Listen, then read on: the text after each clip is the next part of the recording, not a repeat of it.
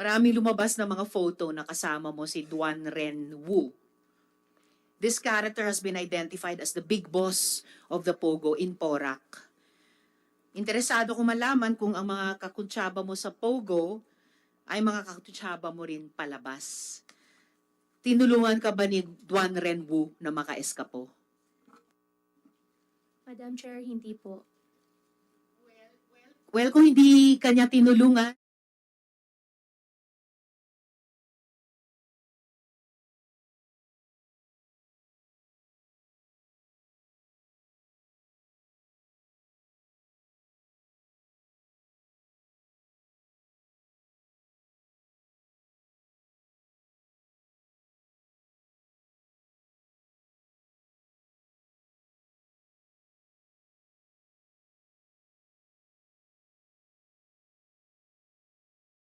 Pilipinas. Miss Alice. Umalis po kami, Madam Chair, by boat po. By boat. Okay, paanong by boat? Ang balita ko may sinabihan ka na umalis ka sa pamamagitan ng hindi boat lang, isang yate. Tama po ba yon? Yes po, meron po. So yate ang sinakyan nyo. Meron po kami sinagyan po na yate po. Alice, Para gamitin parang niya. actually SP Pro Tem, para ito yung tanong dun sa McLaren. Nung una hindi mo maalala sino nagpahiram. Imposibleng magpapahiram ng napakamahal na kotse, lalo na napakamahal na boat, yate, na hindi mo alam at ipantatakas sa bansa. Ang tanong ni SP Pro Tem, sinong may-ari ng yate? At yon, at saan galing saan nyo sinakyan yung yate? Ano yung naging ruta nyo? Sen, yung yate po, kung sino po yung may-ari ng yate po, hindi ko po talaga alam. That is impossible. Madam Okay, Chair. talagang dapat na na-cite namin kayo in contempt. Unbelievable Madam Chair. yung mga sagot. Sa- Madam Chair. Sen Doroy, With the permission of related question. Senate Pro Tem, kung hindi mo alam kung kaninong yate yung ginamit niyo, at least alam mo siguro sino nag-facilitate para makasakay kayo sa yate na yon. Sino? Sen, okay lang po ba na hindi ko po siya i-discuss sa inyo po? No, in public? you No, tell it us is the not truth right okay, now. Miss Alice. Natatakot po ako, hindi ko po Hindi masabi. ka No, dapat no, matakot. no. Sino ang nag-facilitate? Yung tanong ni Sen Doroy, sino nag-facilitate na magamit nyo yung yate? Madam Chair, gustong-gusto ko pong sabihin, pero hindi Isulat ko mo sa po papel. masabi po sa public po. Isulat mo sa papel. Isulat mo sa papel at Isulat mo sa ipapasa papel. ng COMSEC sa aming Sige na. mga senador dito. Isulat mo sa papel sino ang may-ari ng yate at sino nag-facilitate masakyan nyo yung yate. Yung may-ari po, tsaka yung nag-facilitate po, hindi po ako sure kung iisang tao po sila. It doesn't matter. Isulat mo yung dalawa o iisang pangalan na iyon sa papel para mabasa naming lahat dito. Sige na. Attorney David, you better tell your client to tell the truth and allow her to write in paper the owner of the yacht. Miss Alice, isulat Saan ka nyo na. sumakay? Saan ka Andyan na yung sumakay? papel. Saan ka sumakay, Alice? Sa yate? Anong port?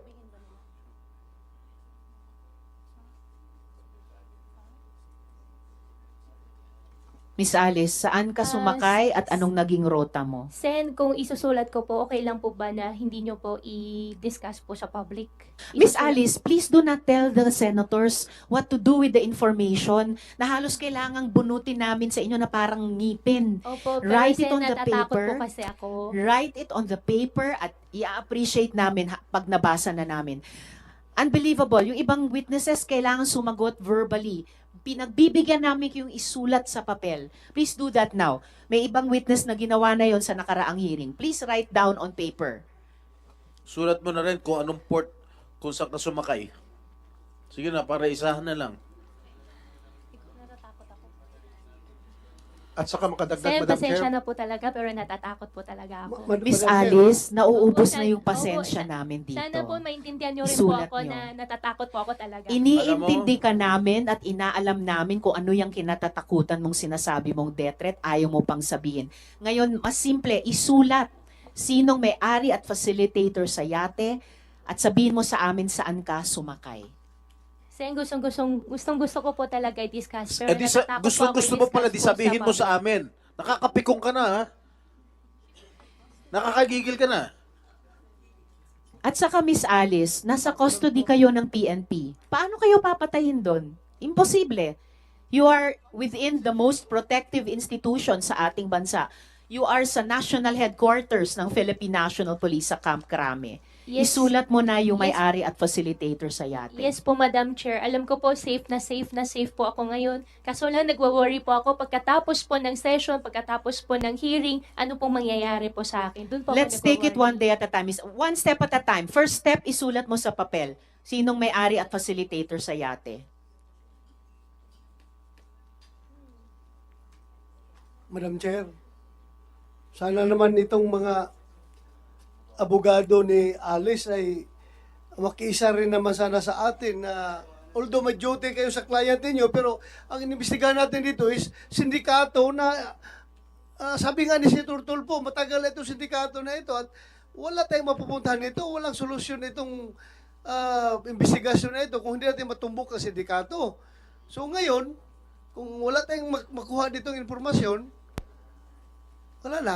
Baka hindi alam nito mga abogado ni Alice Go na later on, baka sila rin mabibiktima nitong sindikato na ito kung hindi tayo magtutulungan nito. We need a whole of nation approach pagdating sa pagkumbat nitong mga baka ito transnational crimes na itong transnational criminal syndicates na itong involved dito.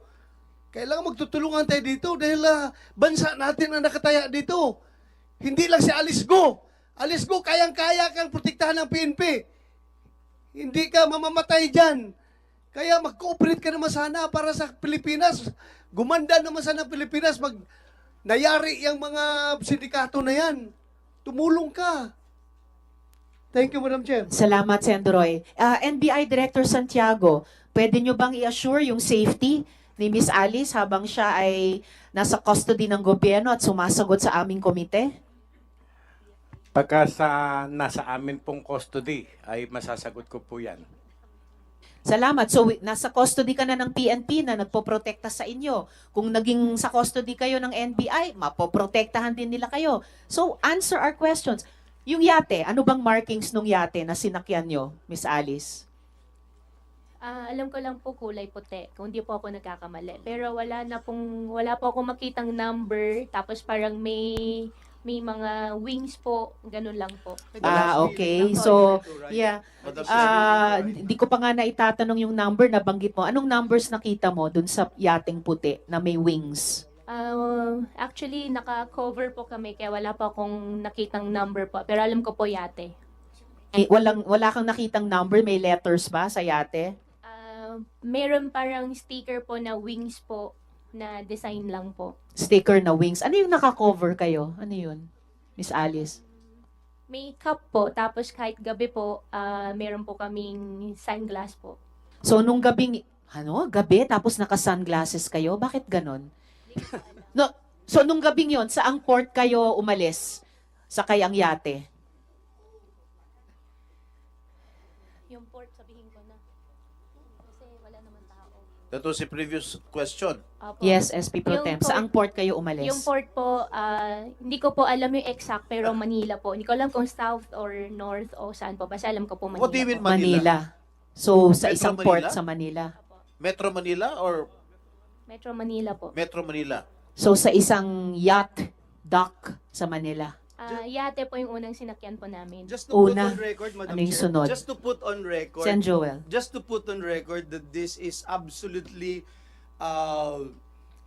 in contrast with the statements made by Ms. Sheila Go that they traveled from Banban for 5 hours, Madam Chair, south of Luzon.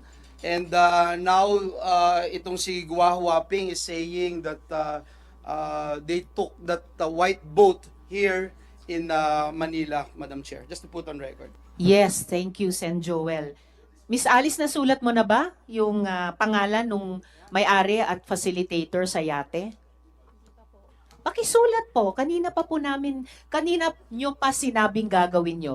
Isulat sa papel yung may-ari at facilitator sa yate. Gusto mo bang Yes, lumapit pa Sen. kami para ibulong mo sa amin, Alice? Yes, Sen. JV. Yes, Madam Chair. Is it okay if Alice could narrate to us yung kanya pong istorya, yung kanya pong escape story, so that we can compare it doon kay Sheila, no, kung talagang totoo. Ngayon pa lang magkaiba na eh. Isa small boat to big boat, ito yate. So probably kung pwede lang, Alice, hindi naman ito makaka-apekto sa iyong mga kasong pinail sa iyo, pero gusto lang namin malaman kung paano ka tumakas, kasi matutulungan mo din ang komite para at ang lahat para malaman natin kung sino yung mga tumutulong nang sa ganun yung mga kriminal na tumatakas hindi ito maulit. Yun lang pagtakas mo pag gusto natin malaman. Pwede mo inarate sa dahil, Madam Chair? Salamat, Sen. JV. Yes, unang-una, pakisulat na sa papel yung may-ari ng yate at yung facilitator sa yacht ride nyo. Pangalawa, ikwento mo yung naging biyahe nyo at ruta mula sa Manila sakay sa yate. Madam Chair. Sen. Doroy. Yeah, may I move, Madam Chair, that we suspend the roles of this committee by affording Miss Alice Go executive session para makuha natin yung informasyon na yan. Sen- Sabi with niya, all- payag all- ko siya. With Sabihin natin. all due respect, Sen. Doroy, there is Bato. I'm sorry. The chair would like to recognize the presence of Sen. Bong Revilla. Salamat sa pagdalo. There is a motion, duly seconded, pero ngayon pa lamang I am hearing objections to the motion to go into executive session. Yes. I have a very strong reservation, Madam Chair, for an executive session because I really think the public, we owe it to the public to know all of this. After tayong bastusin at balahurain ng mga puganting ito, bigyan natin ng justice din yung mga taong naghanap at pinahirapan itong gusto, Madam Chair. It's a simple question, Madam Chair. And in fact, Madam Chair, alam na ni Alice, sabi niya gustong-gusto niyang sabihin sa atin, Madam Chair. Pero tuwing dilingon siya sa likod niya, may dalawa doon na bumubulong na parang ayaw po siyang pagsabihin. I'm being tempted to cite them also in contempt, Madam Chair. After all, one of them is also a resource person, Sen. Madam Joel. Chair. But in any Madam case, Chair. yes, before Sen. Doroy again, there was a motion, duly seconded. May strong reservation, may objection. The chair will call for... Okay, before the chair suspends, Sen. Sherwin.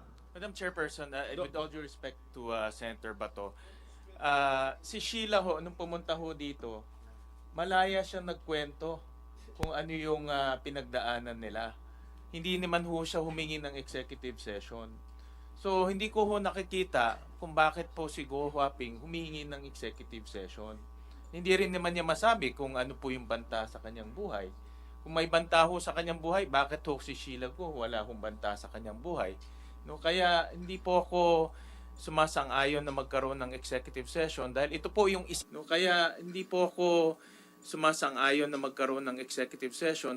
yung isa sa pinakamahalagang aspeto nitong investigasyon. Paano at sino ang tumulong ho sa kanya para makatakas po. Madam Chair, Salamat, Sen. Sherwin. I am inclined- Sen. Doroy and then the minority leader. I am inclined to withdraw my motion, but before that, I would like to explain my position on this matter. Madam Chair, alam ko yung nararamdaman ng aking mga colleagues. That's why I'm inclined to withdraw my motion. Pero ang sa akin lang, andito na si Sheila Go. Kung sige tayo insist na he has to divulge that information openly, in open hearing, hindi talaga siya, magmamatigas siya. Whereas kung mag-executive session tayo, ibibigay niya for our own consumption, at least may ma-extract tayo information at magagamit natin somehow, Madam Chair. Yun lang ang akin, parang pinulis ba? Pinulis na pag-iisip. Sayang din yung impormasyon na yun pag hindi natin makuha. Magmamatigas yan, wala tayong magawa. Hindi ba natin yan pwedeng